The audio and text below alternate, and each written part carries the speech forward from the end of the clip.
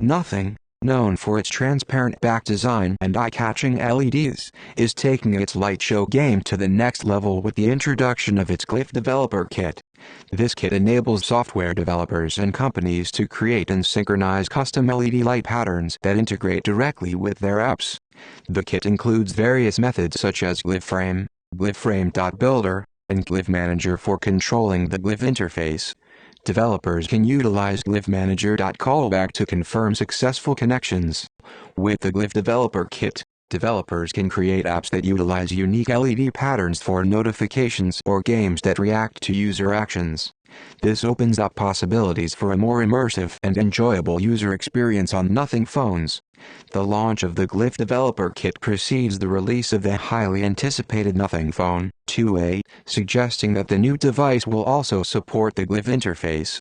Developers interested in the toolkit can start working with it and sign up for notifications to receive API keys as soon as they become available.